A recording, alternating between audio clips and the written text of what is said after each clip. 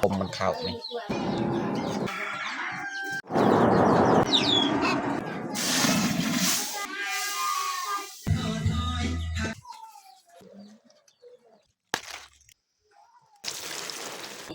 ชาเด็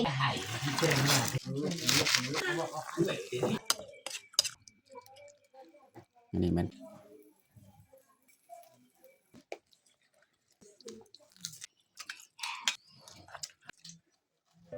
อย่าลืมกดไลค์กดแชร์และกดติดตามเด้อพี่น้อง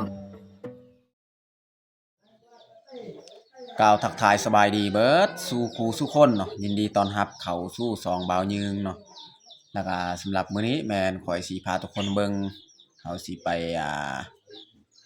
ตีมีดตีผ้านี่แหละแต่ว่าการตีนี่แม่นมื้อวานนี่แหละพอเฒ่าบ่าวยืงก็บ่ได้ตีบ่เป็นเรื่องมีดเรื่องผ้าเนาะแม้แต่มื้อนี้แม่นบ่าวยืงสิมาพ่นผ้าแล้วก็สิเผาไฟแล้วก็จุ่มน้ำเนาะสำหรับมื้อนี้ส่วนการตีการอิหยังนี่บ่าวยืงก็บ่เคยเฮ็ดบ่เคยตีเนาะแม้แต่พอเฒ่านี่แหละเคยเฮ็ดเคยตีเนาะแล้วก็เฮาสิไปถ่ายให้ทุกคนเบิ่งเนาะวิธีการเฮ็ดว่ามีขั้นตอนการเฮ็ดแบบใดเนาะเพราะว่าช่วงนี้ก็ใกล้สิฮอดฤดูกาลทางปลาเฮ็ดไร่เนาะก็มีบางครอบครัวนี่4-5ครอบครัวนี่เขาเจ้าทางแล้วเนาะไร่เนาะแต่ว่าครอบครัวเฮานี่ยังบ่ทันได้ทางเทื่อเนาะแต่เฮาสิไปเกียมมีดผ้าของเฮาก่อนเนาะสิไปตีไปพ่นอิหยังเรียบร้อยแล้วก็จึงมาทางไร่นะพี่น้องเนาะโอเคมีแต่ทุกคนติดตามเบิ่งติดตามชมเนาะว่ามีขั้นตอนการเฮ็ดแบบใดเนาะการตีผ้าตีมีดอยู่ในชนเผ่าของเฮาหรือว่าอยู่ในชนบทของเฮาเนาะมีแต่ทุกคนติดตามเบิ่งติดตามชมแบบยาวๆเลย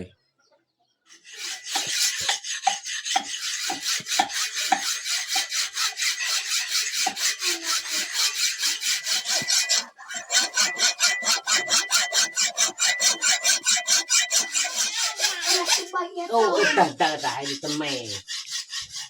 ทำไมโอ้อันนี้เขาจะพ่นกับเหล็กอันนี้ก่อนเนาะเหล็กสบายนี่พ่นก่อนแล้วจังน้อยจึงมาพ่นใส่หินพ่น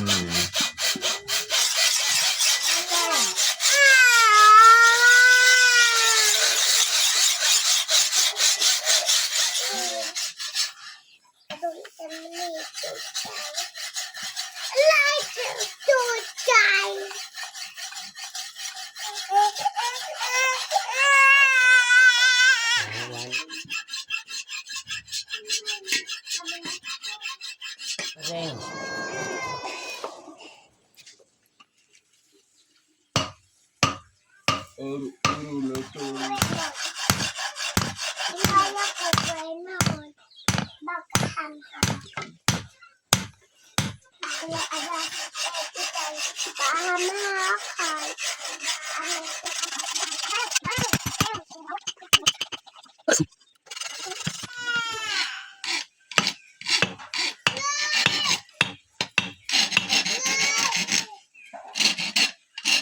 ตะเกา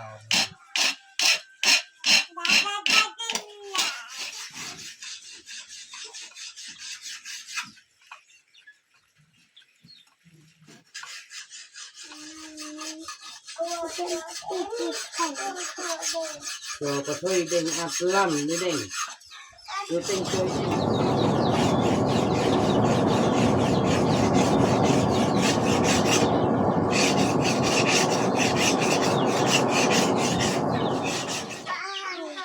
หันหาวตัวดาวของเจ้าหาแดงจังเต็งตัวดาว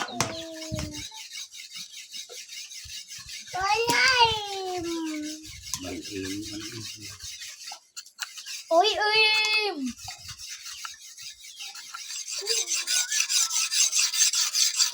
ันนี้เขาจะพ่นใส่หินพ่นอีกเอาพ่นในนี้มันจะเข้าได้ดีถ้าว่าพ่นใส่เหล็กมันก็บ่เข้าเพียงเฮา พ่นออกตัวใดมันบ่เสมอเนาะแต่เขาพ่นใส่หินพ่นอันนี้อยากให้มันเข้าเลย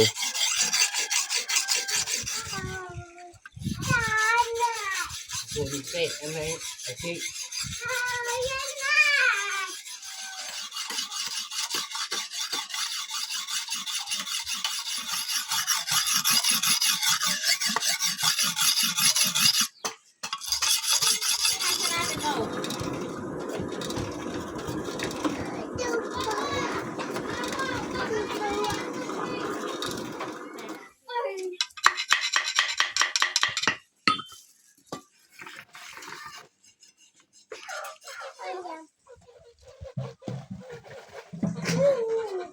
วมตะยุ่ง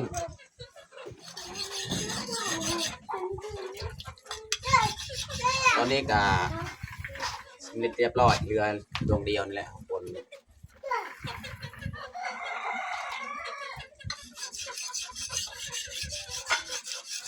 ทั้งหมดในนี้ก็แมนพระเฮาแล้วก็พระของพ่อเฒ่าเพราะว่าครอบครัวพ่อเฒ่านี่หลายคนสมาชิกในเรือนพระต้องไล่ดวงเนาะของเฮากับเมียก็5-6 ดวงพระของเฮาเมีย จะต้องสุดตางเลยเป็น เรียบร้อยพี่น้องแต่ตรงนี้เขาสีใส่ดามอีกยังบ่ได้ใส่2 ดวงแล้วมีตัวเพตัวแตกเนี่ยเขาต้องไปเปลี่ยนไม้อีกดาม ทำอะไรผิด เด็กบ้าอะไรจัง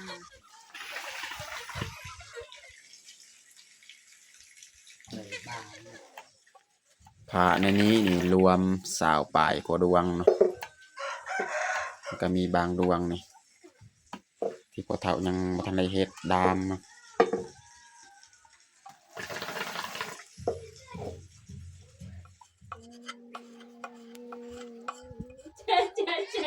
เจ๊ นี่มันดามอาจจะเราเอาเหล็กอันนี้มาใส่เนาะเฮ็ดดามนี่แหละผ่าดวงนี่แหละใส่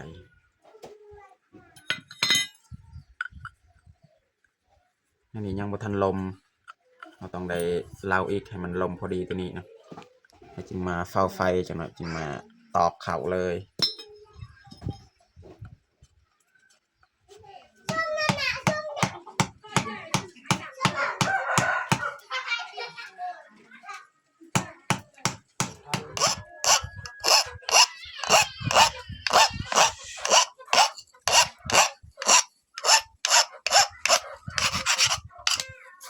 เรียบร้อยใส่เหล็ก นี่คือของหมด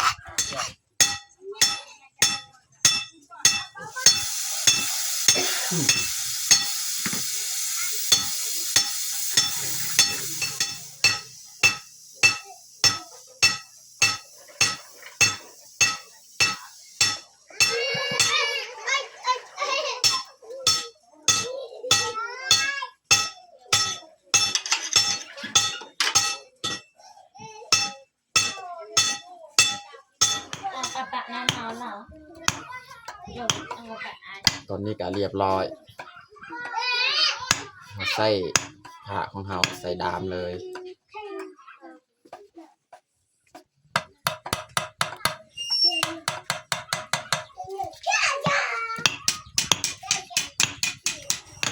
Saan ba? Ano na sila? At akong tingay, tingay, tingay. เราจะเอาขี้ต้มนี่มาทาใส่ผ้าของเราเหตุผลที่เราใส่เดี๋ยวนี้คือเวลาเราเผาผ้าของเราใส่ไฟแล้วก็จุ่มใส่น้ำมันเฮ็ดให้ผ้าของเรานี่บ่งดบ่งอเนาะเวลาเราจุ่มน้ำเราก็เลยเอาดินนั่นแหละมาทาใส่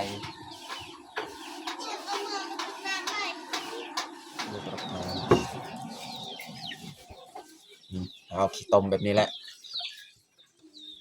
มาลูบทาใส่ผ้าให้มันทั่วเลยเนาะ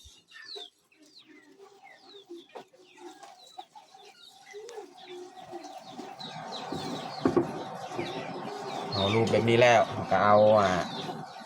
ขี้ดินนี่ขี้ดินแห้งนี่มาใส่อีกนะ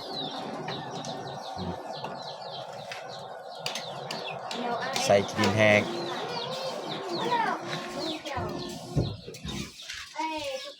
ใส่จนมันทั่วคือกันนะ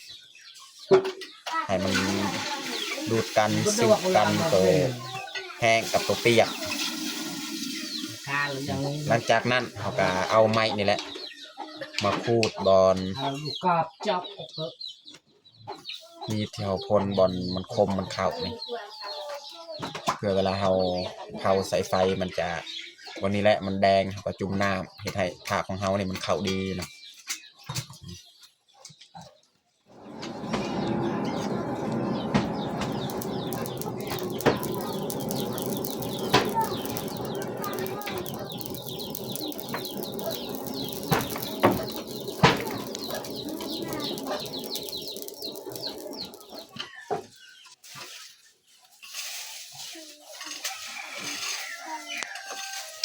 ต้มขยับไทย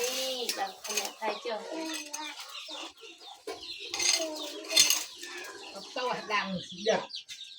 ตอนนี้กาเรียบร้อย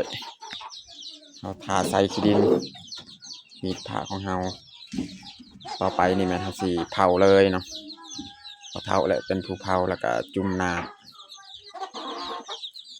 มันสิไปตักน้ำใส่กระปุกก่อนนี่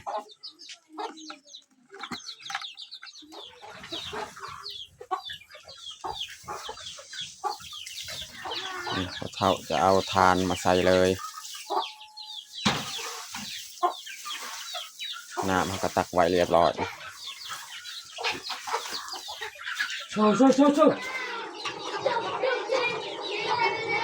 ตอนนี้เขาก็สีเริ่มเผาเลยเนาะผ่าของเขา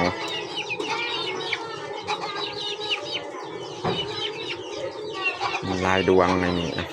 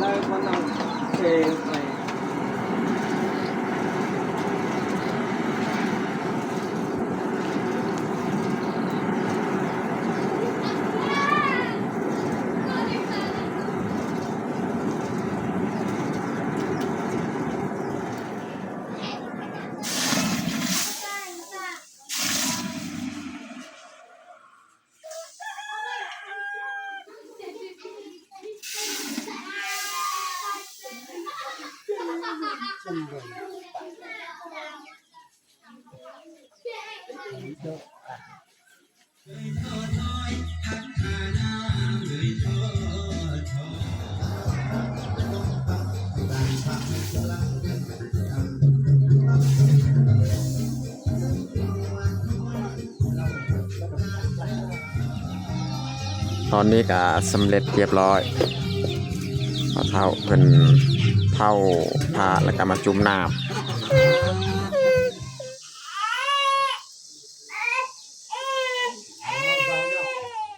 อันนี้เมียสีหุงข้าวแรงเลยพี่น้องเนาะตอนเที่ยงนี่บ่ได้ทายบ่ทันพี่น้องเมียกะบ่ค่อยสบายเจ็บท้อง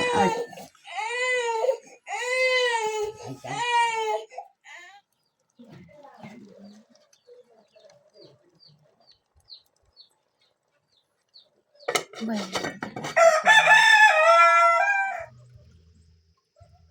รยากาศยามแรงๆพี่น้อง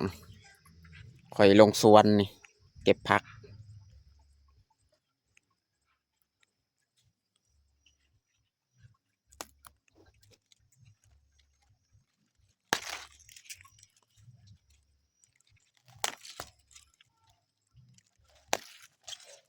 ผักกาดส้มดอกอันนี้มันซีนตากไว้ซีนแห้ง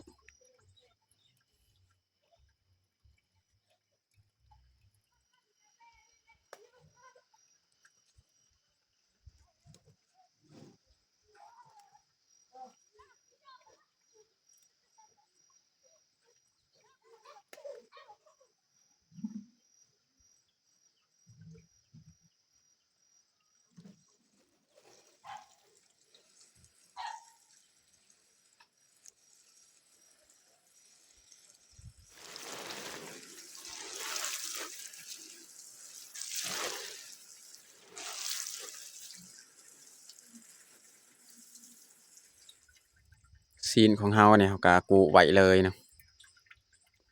ตากไปบรรยากาศยามแรงๆใกล้สิมืดแล้วพี่น้อง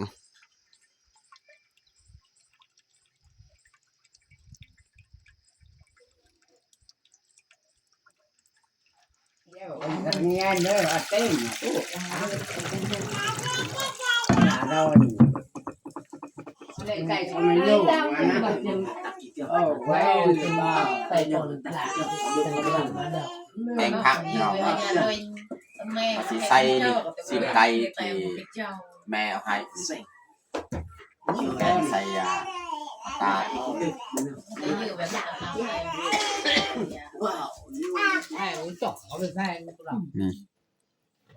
สิไก่ตัวนี้แหละเอาสีมาต้มผักที่เราเก็บจากสวนกี่แหละ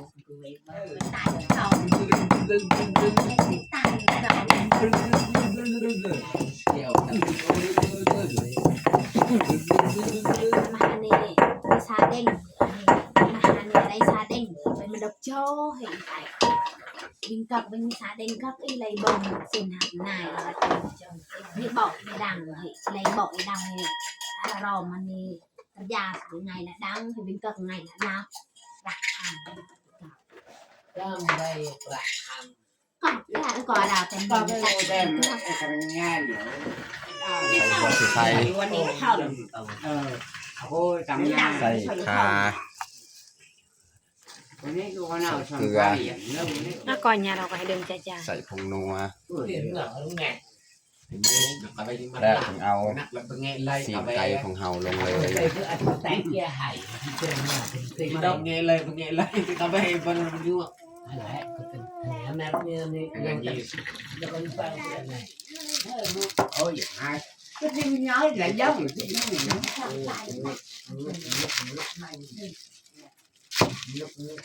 lúc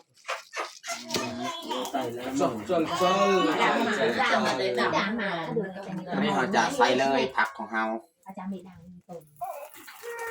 Đi có cái bữa chè ra đi chơi cái đi chơi của mai lướt đăng tập áo cũng lướt phải ngáo ใส่ตาลมันก่อน ta đối tay gọi là để các bạn lem người ta đi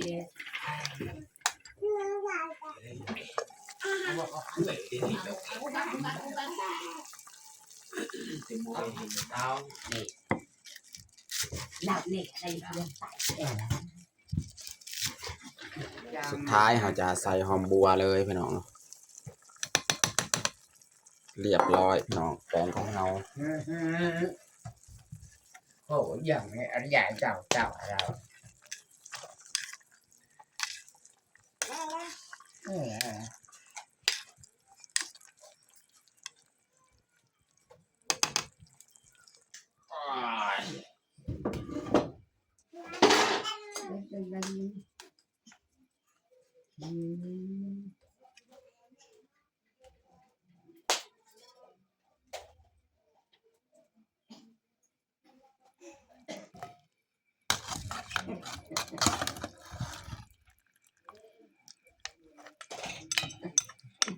ขาไก่พี่น้องไก่บ้าน อันนี้แม่นไก่บ้านพี่น้องแม่นไก่พันธุ์อยู่บ้านเฮานี่ส่วนน้อยสิกินไก่พันธุ์เนาะแต่กินไก่บ้าน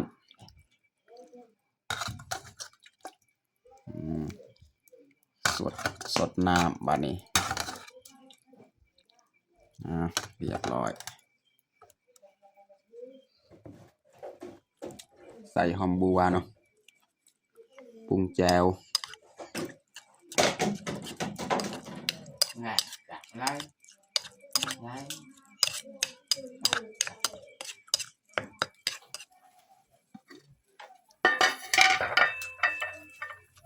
ข้าวเจ้าพี่น้องเนาะตักข้าวเลยใส่ถ้วยพี่น้องเนาะข้าวเจ้านี่ขาวๆงามๆเลยนะอันนี้แม่นข้าวเจ้าเขาซื้อว่าแม่นข้าวเจ้าจากไฮข้าวเจ้าซื้อจากเวียดจากเวียดนามพี่น้องเนาะ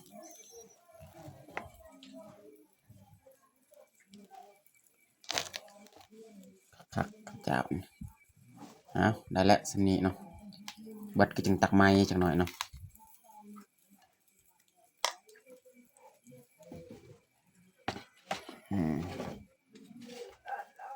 ตอนนี้ก็เรียบร้อยแต่งข้าวของเฮาเนาะต้มซีนไก่ใส่ผักกาดนะพี่น้องเนาะแล้วก็มีแจวพี่น้องเนาะส่วนอันนี้แมนหางหมูเนาะนี่หางหมูแล้วก็ข้าวเจ้าแล้วก็มีทางข้าวเหนียวนำนี่อย่าลิ้นน้องแพงอย่าลิ้น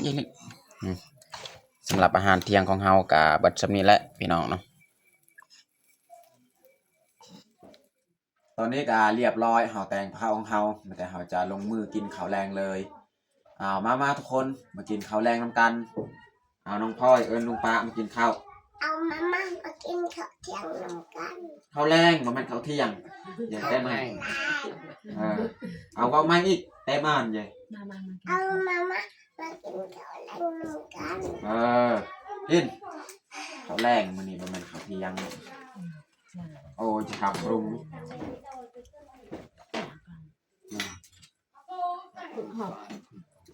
ครับเฮิกได้จำเฮิกมันน่ะเด็ดเลยเอาจ้ะ เอามันหนักแน่ มื้อนี้นี่มีทั้งข้าวเหนียวข้าวเจ้าเลย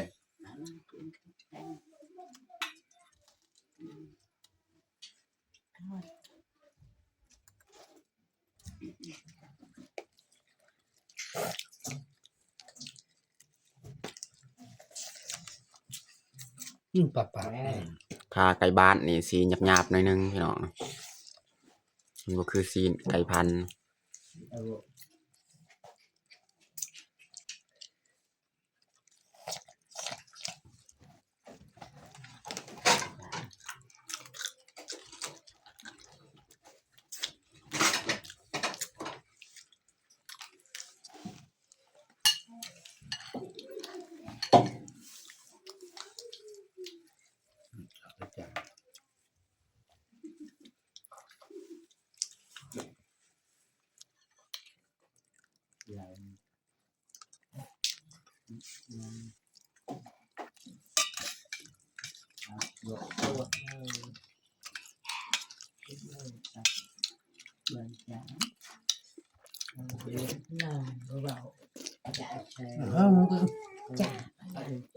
về đi đây mày anh mẹ người ta người ta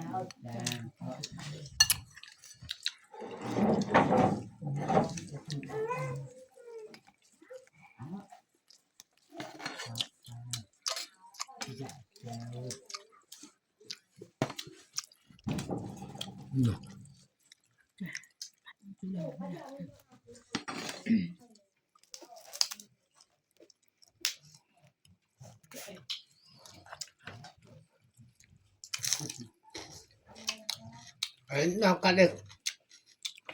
thế rồi เอาไว้เถอะ